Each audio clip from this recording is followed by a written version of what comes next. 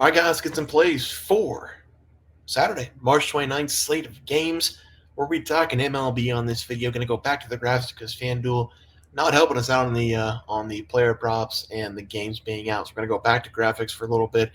MLB today, we have a 1 and 2 day so far. 0-2 on the player props. Tanner Hoke, decent. If Jonah Heim didn't exist, he'd been perfect. But Jonah Heim, the only player who could tattoo him double, 2 home runs in that one, 2 solo shots. And then Tanner got himself into some trouble, and I believe it was the sixth inning. Gave up another run, but right now it's 1-4 in favor of the Rangers. Boston just had him juiced with 1 out, and Rafael Devers coming up, and it was strikeout, I believe, for the Red Sox. So that really sucks for us. That's our other money line game pick today. The winner today, Blue Jays on the money line, 8-2 win. They did bounce back, took them a little bit, got down 2-0, but when they got the bases loaded, they didn't choke this time around because in the first or second inning they had runners on the corner. Actually, no, they had bases loaded with Kurt coming up, and I believe he struck out. So Blue Jays had bases loaded a lot of times tonight. But luckily for us, they got some runs in. 1-2 day. Hopefully the Red Sox, they're in the eighth inning right now. It's 1-4. Hopefully they can get some runs on the board. I'm not going to count as a loss yet, but it's looking like a loser. But 1-2 days so far, not great on opening day and second day. But we got some games on Saturday. We're going to do 3 game picks, 2 player props, and we're going to start with my Washington Nationals. The Philadelphia Phillies going up against Washington Nationals.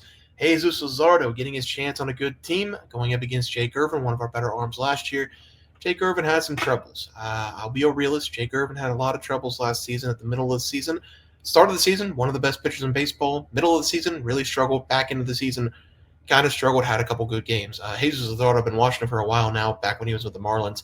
He's a good pitcher. Sometimes he gets himself in jams, but I really don't like how we've got a lefty on the mound for the Phillies going up against a basically all left-handed squad tomorrow in the starting lineup. Could spell trouble for us.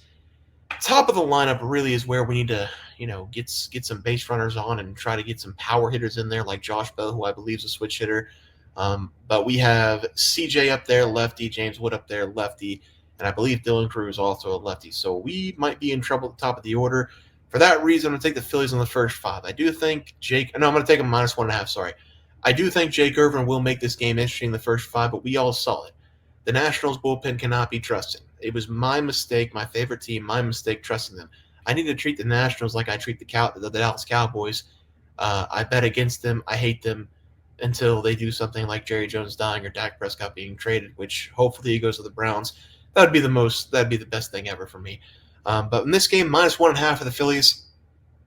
They're just clearly the better team in this one. The bullpen will come in for the Nationals when Jake Irvin's done about 5 or 6 innings, gives up probably 1 run and a couple hits. The bullpen will come in, give up 5-6 runs, and this will be a blowout again. So I'm going to take the Phillies here -1.5 as the first play of the day. Second play, we got Justin Verlander on the mound.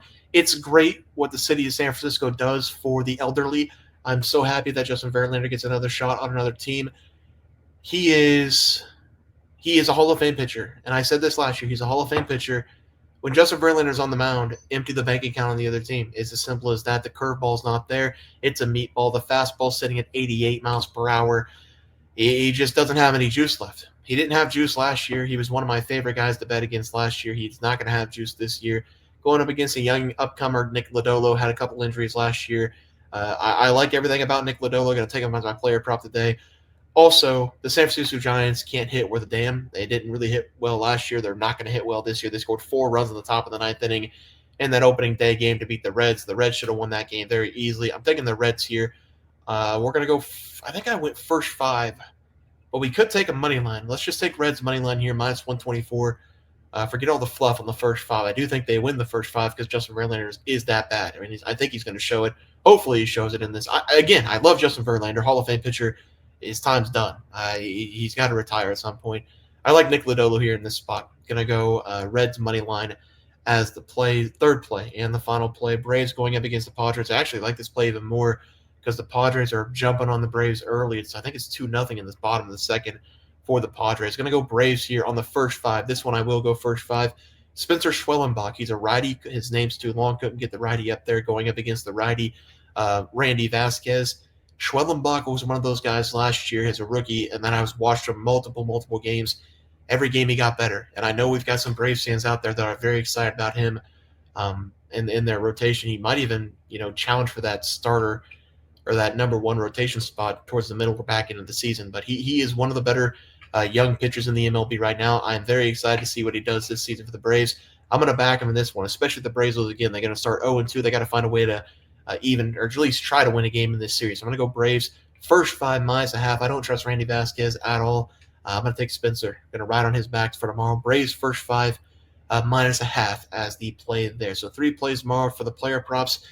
These player props are tricky. I don't know why the graphic looks like that, but we will definitely have to try to change that on the next video. Wow. Corey Seager is going to be the play. Over 1.5 base has been kind of quiet. This is another guy, Walker Buehler. How many chances can we get? I understand he's a younger guy, but I mean, every time he is, besides the playoffs, he was decent in the playoffs. But every time he was on the mound, it felt like it was 5 runs in 2 innings. And I feel like it's going to be the same thing here. I mean, maybe he makes the turnaround. Confidence is everything on the mound. I just don't know if he has any confidence.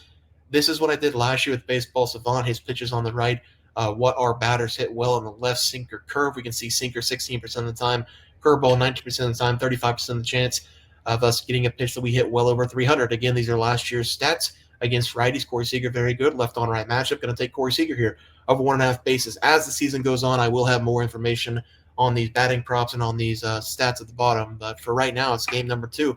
Got to do what we can for the Giants. Again, they can't hit. We're getting a matchup against the lefty. They were bad last year against lefties, one of the worst teams in the MLB. They were one of the worst scoring teams last year in the MLB. I don't think anything's going to change. They didn't make a lot of changes to the lineup.